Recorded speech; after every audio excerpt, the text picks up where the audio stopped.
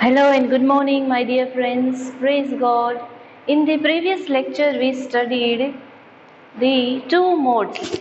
Our topic was modes of delivering the presentation.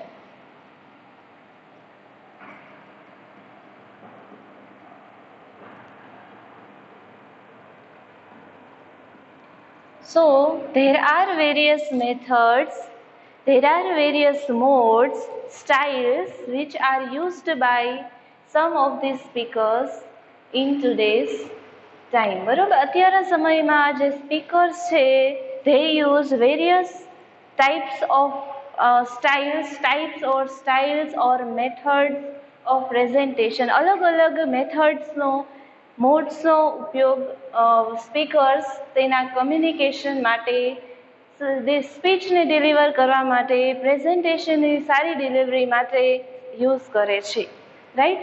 So in the previous lecture V studied extemporaneous presentation. In this presentation, a speaker is allowed to read from the note or an outline in the presentation. In the second presentation was manuscript presentation. Okay, in this mode of delivering the presentation, a reader reads word to word of the speech which is written on a paper or in any written form. આ second મોડમાં readers speaker શું કરે છે, જે speech છે word to word વાંચી જાય છે. તો અહીંયા કાંઈ વધારે પ્રિપેરેશન કરવાની જરૂર નહોતી, બરોબર. જો કે ફર્સ્ટ કાઇન્ડમાં આપણે આઉટલાઇન અને નોટ પ્રિપેર કરવી કમ્પલસરી હતી. તો થર્ડ, તો આજે આપણે થર્ડ ટાઈપ જોવાના છે, third mode.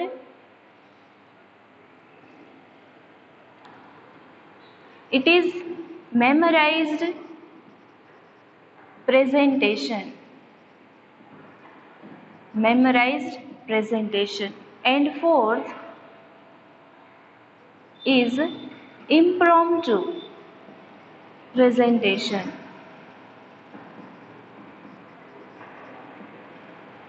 Okay, so we reached third mode of delivering the speech. Today we are going to discuss third and fourth modes of delivering presentation, memorized and impromptu presentation. Okay, so let's begin.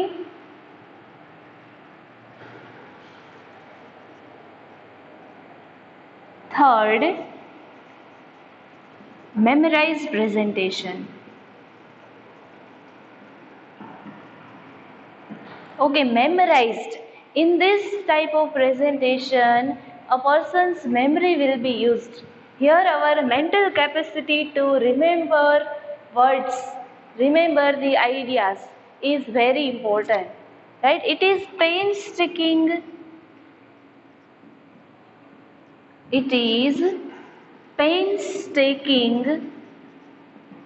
task to remember whole speech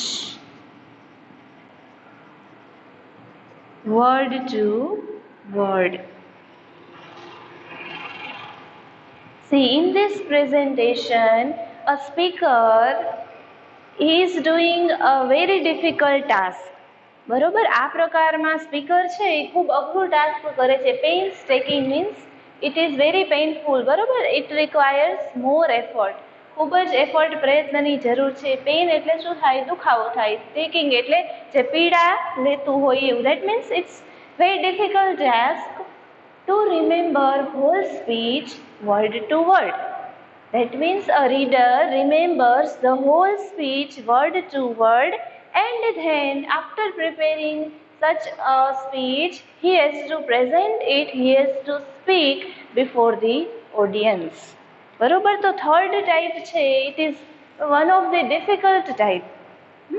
એક અઘરામાં અઘરું એક task છે જે સંપૂર્ણ speech speaker already prepare કરે છે એના research ઉપરથી, બેઝડ ઉપરથી, એક્સપિરિયન્સ ઉપરથી. એ પ્રિપેરેશન પછી he has to speak it without seeing in the note or an outline. બરોબર. So here speaker has to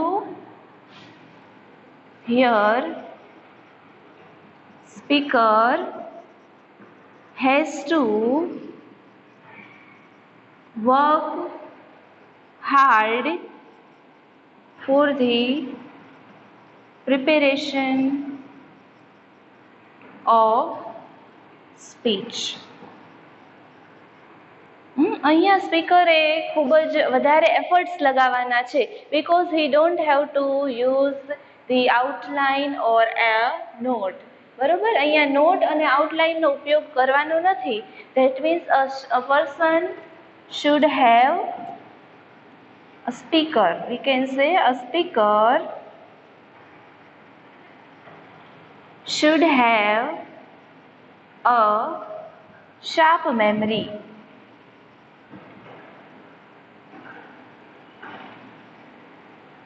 Right? Speakers must have a sharp memory. Any memory કેવી હોવી જોઈએ? Sharp. That means he should be able to remember certain points, certain ideas during presentation. Presentation દરમિયાન એને બધું યાદ રહેવું જોઈએ. Otherwise you cannot use this method. You can go for the other three methods. બરોબર.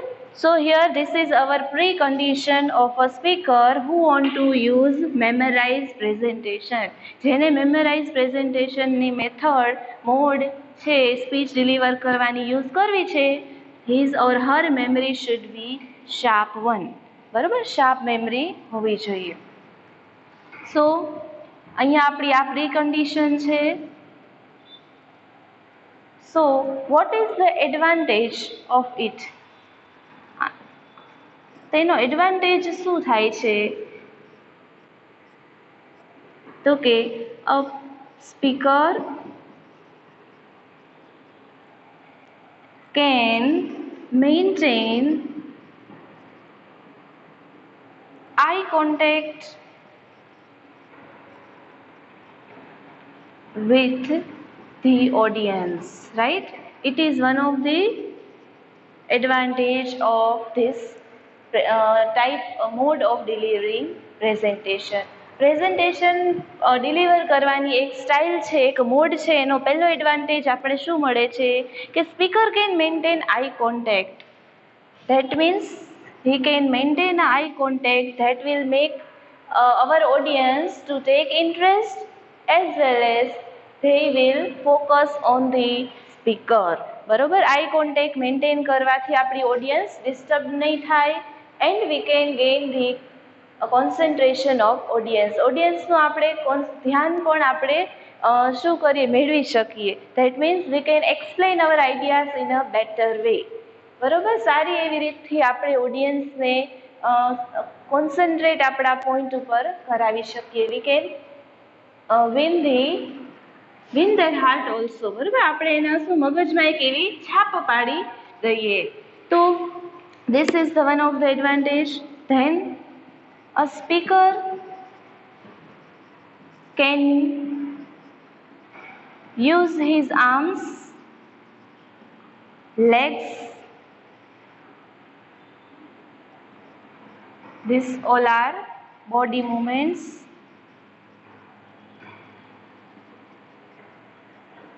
Shoulders, etc. Okay, so speaker here, just see, our second advantage is speaker can use his arms, legs, body movements and shoulders, etc.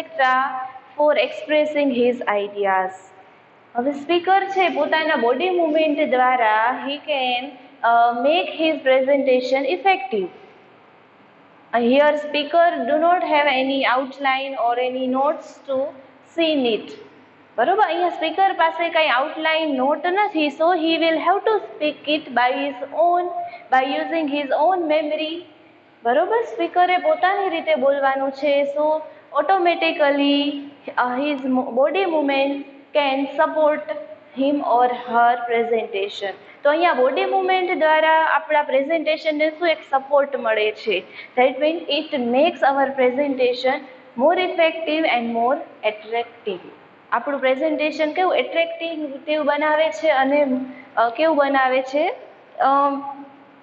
Attractive as well as good. બરોબર, તો સારું presentation માટે body movements પણ they are very important. બરોબર, તે ખૂબ મહત્વના છે. સો આપણો અહીંયા આ એડવાન્ટેજ આપણે મળે છે. Okay, let's look at the negative or demerits or disadvantage of this method. બરોબર, આ મેથડ મેમરાઇઝ્ડ પ્રેઝન્ટેશનના નેગેટિવ પોઈન્ટ્સ આપણે જોઈએ. A person or a speaker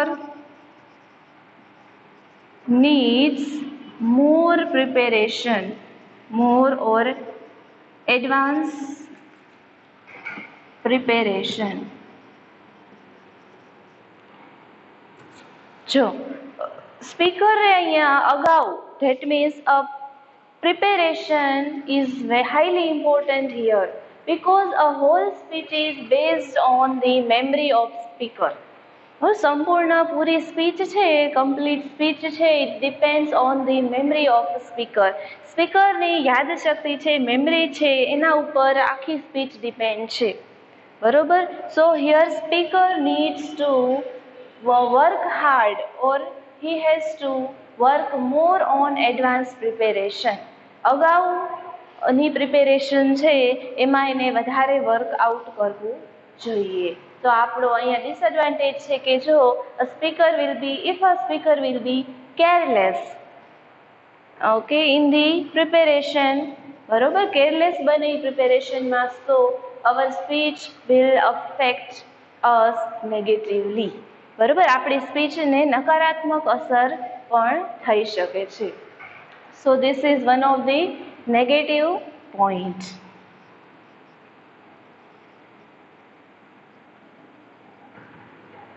A speaker, next point is, a speaker sometimes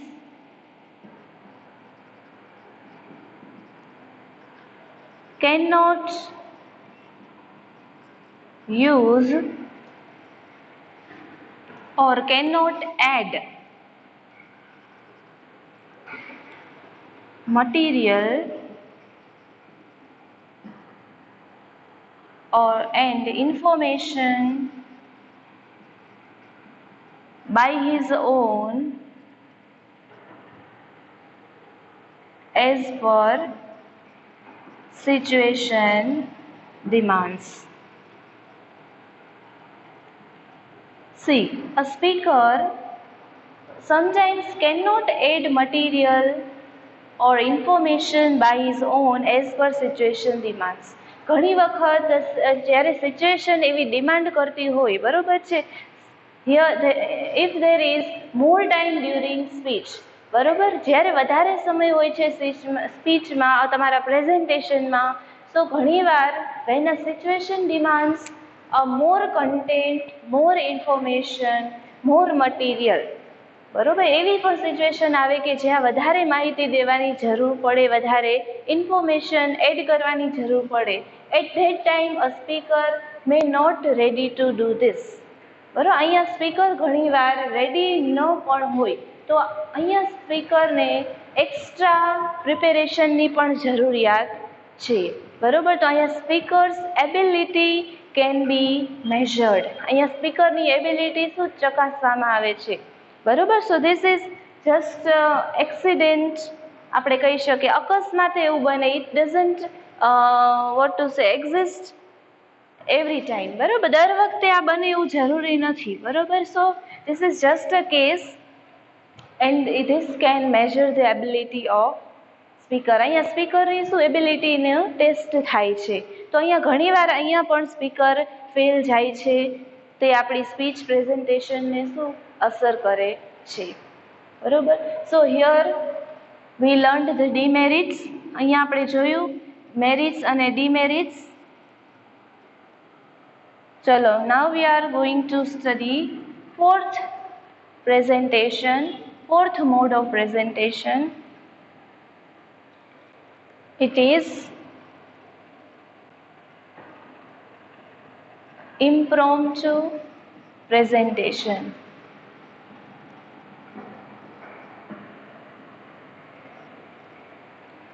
okay, impromptu presentation.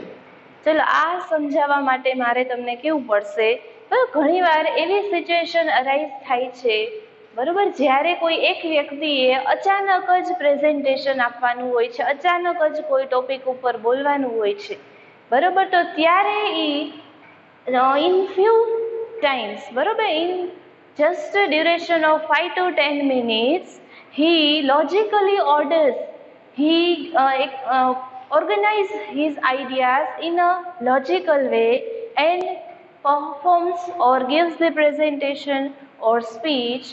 We can say he has used impromptu presentation. એવી પરિસ્થિતિ બને જ્યારે કોઈ એક વ્યક્તિએ થોડા જ સમયમાં પ્રેઝન્ટેશન આપવાનું હોય, થોડા જ સમયમાં સ્પીચ આપવાની હોય, ત્યારે એ 5 થી 10 મિનિટમાં જ પોતાના આઈડિયા, કી એલિમેન્ટ્સ છે એને લોજિકલ ઓર્ડરમાં શું કરે છે, ઓર્ગેનાઇઝ, ગોઠવે છે, અરેન્જ કરે છે, અને એ ત્યારે જ થોડા જ સમયમાં પ્રિપેરેશનમાં એ જે પ્રેઝન્ટેશન આપે છે, તો આપણે કહી શકીએ કે એ ત્યારે ઇમ્પ્રોમ્પ્ટુ પ્રેઝન્ટેશનના મોડથી એને પ્રેઝન્ટેશન ડિલિવર કર્યું છે. બરોબર. સો this mode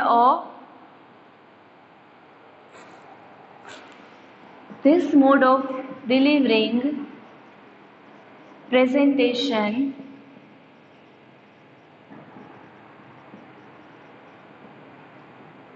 is presenting at a time. બરોબર છે. This mode of delivering presentation is presenting at a time. That means અહીંયા presentation કઈ રીતે આપવાનું છે? It is performing without preparation. It is performing without preparation.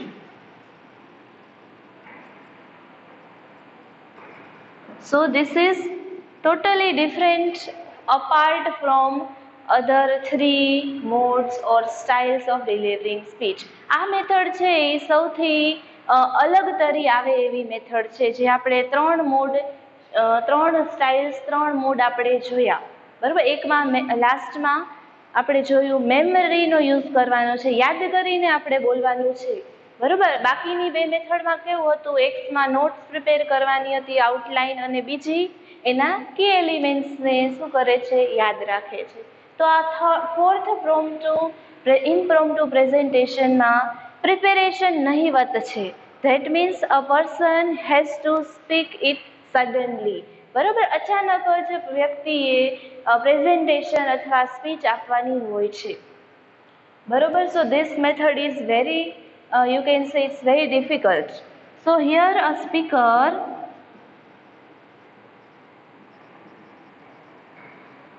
organize his ideas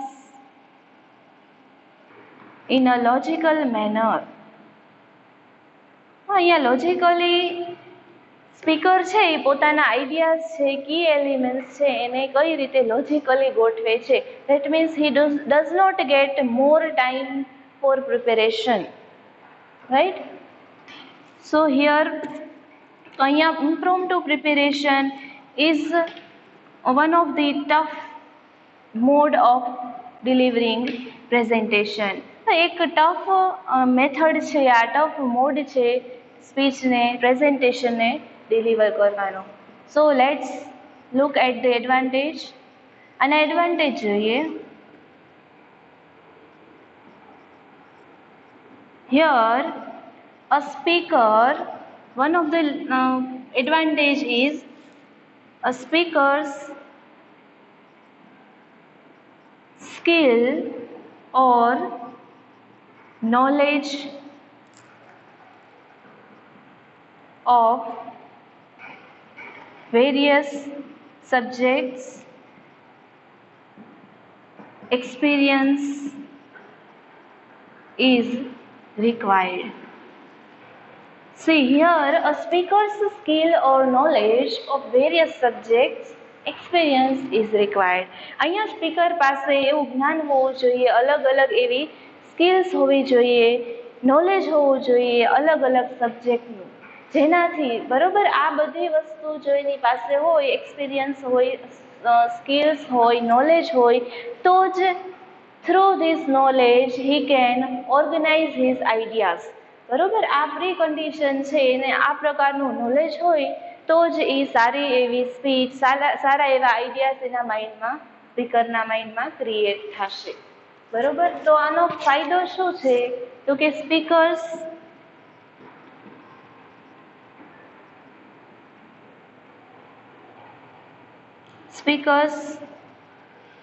knowledge is verified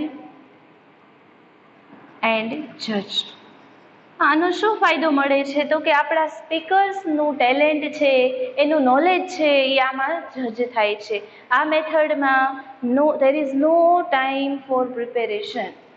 બરોબર, for a speaker, વક્તા જે બોલે છે એના માટે સાવ સમય છે જ નહીં એના પ્રિપેરેશન માટે. તો એને ત્યારે ને ત્યારે in just few seconds he has to prepare a key element in his mind. બરોબર, તો ઇમ્પોર્ટન્ટ પોઈન્ટ એને માઇન્ડમાં તૈયાર કરવાના છે. તો આ જ છે આપણે એનો ફાયદો શું મળે છે તો કે સ્પીકરનું ટેલેન્ટ આપણે જોઈ શકીએ છીએ. Let's look at the negative points. Disadvantage.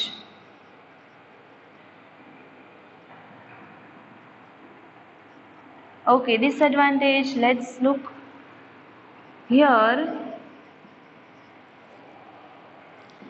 A speaker cannot add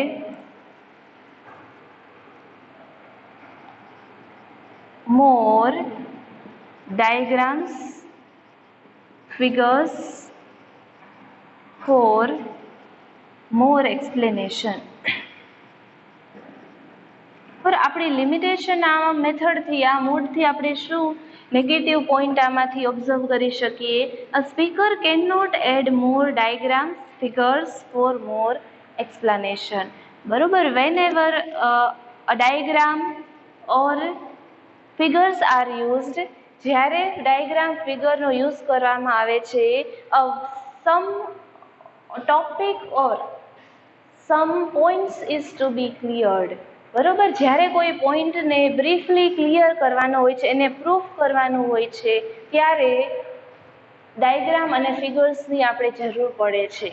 બરોબર, તો અહીંયા ટાઈમ, પ્રિપેરેશનનો ટાઈમ ખૂબ જ ઓછો હોવાથી અથવા નહિવત હોવાથી સ્પીકર એની રીતે ડાયગ્રામ, ફિગર્સ ન પણ બનાવી શકે.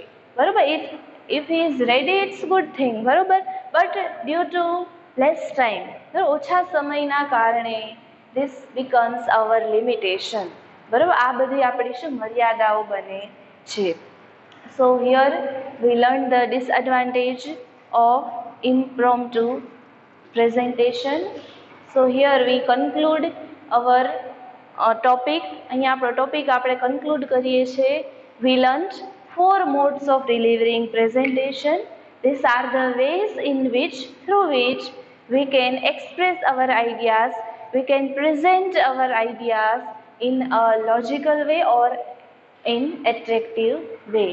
So as I told you in the last lecture, જે મેં તમને છેલ્લા લેક્ચરમાં કીધું હતું કે તમે કઈ મેથડ યુઝ કરો if you have to present something. જો તમારે કંઈ પ્રેઝન્ટ કરવાનું હોય તો તમે 4માંથી કઈ મેથડ તમે યુઝ કરશો એ તમારે મને કહેવાનું કમેન્ટમાં લખવાનું છે. સો here V complete our topic as well as our lecture also. So we'll meet you in the next lecture with a new point.